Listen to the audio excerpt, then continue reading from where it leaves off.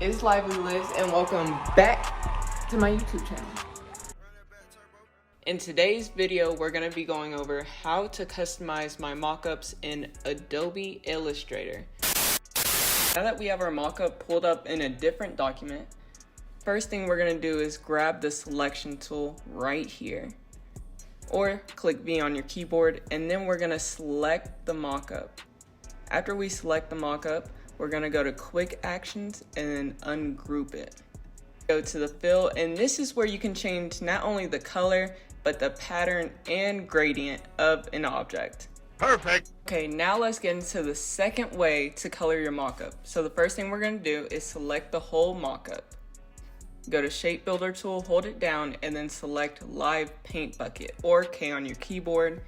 And now what this tool does is allow you to color in closed paths, compared to the first time where you would just change the fill and it would change the whole color of the object. With this one, all you have to do is change the color.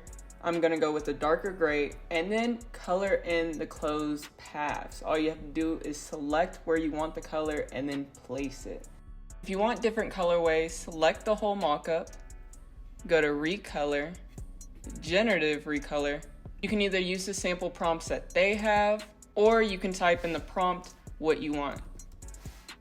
And very quickly, if you want to place your logo on the mockup, all you have to do is go to File, Place, locate the files, and once you have it on the screen, we're going to go to Quick Actions, Image Trace, and then Sketch. And lastly, click Expand so you can change the color freely. Now if you want to add any of these attachments to this mockup, all you have to do is simply slide it on. If you want a different zipper, no big deal. All you have to do is delete it, go to the zipper heads, grab the one you want, size it down perfectly by holding Shift, and again, simply place it on the mockup. If the black outline is too much for you, like I said earlier in the video, all you have to do is turn the stroke down. You can also play with the anchor points on a mockup. For example, if we selected this right here and you wanted the sleeve to be more in, you could do that. You could do the same thing with the stitching just by bringing it in. If you want a tight cuff, you can do that just by dragging the corners. If you want to get rid of anchor points, hold down the pen tool, go to Delete Anchor Point tool, and then select the anchor point you want gone.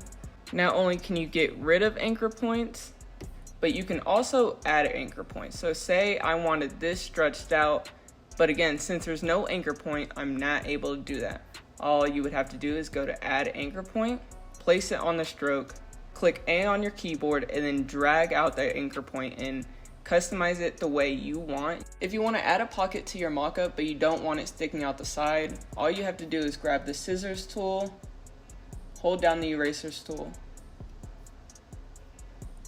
zoom into the mockup, and now we're just going to cut along the stroke. So right here, the stitching too, so right here, and then lastly right here. Now once we're done, all we're going to do is select this whole side and then delete it. Now let's get into how to make a clipping mask. The thing we're going to do is put this image on the sleeve. Now we're going to grab the pen tool or select P on your keyboard, and then create an outline around the sleeve and vector. So I'm going to place a point right here. Make sure it's outside of the vector. And now we're going to go on to the sleeve. So I'm going to select right here, and then bring it all the way back up to the end point. Grab the curvature tool, and then shape it to the sleeve. Now that we have that done, we're going to select both of them, go to Object, Clipping Mask, and then Make. Alright, so now I'm going to get into the blend tool. What the blend tool allows you to do is make repeated patterns like the hem at the bottom. So the first thing we're going to do is grab the line segment tool and make 2 lines at the bottom. So one right here, hold down Shift to make it a straight line, then copy and paste it across from it. After we do that, grab the blend tool and select the first line and the second line. We're going to select this one and then the other one. Go back to the blend tool, double tap it, change it from smooth color to specify steps, and then let's put in 20 right here. And what that did was repeat the pattern in between the two lines we made with the blend tool 20 times. And lastly, let's get into Adobe's new generative fill. And I'm not talking about the color generative fill. I'm talking about now, if you don't know how to draw or make a vector, you can go over here to your properties, drop down this box right here, select subject. Say you have a clothing brand that's about bikes, but you don't know how to make a bike. All you have to do is type in bike right here and then click enter. And boom, just like that, Adobe came up with 3 bikes I can choose from. And all you have to do is simply choose the one you want and slide it on.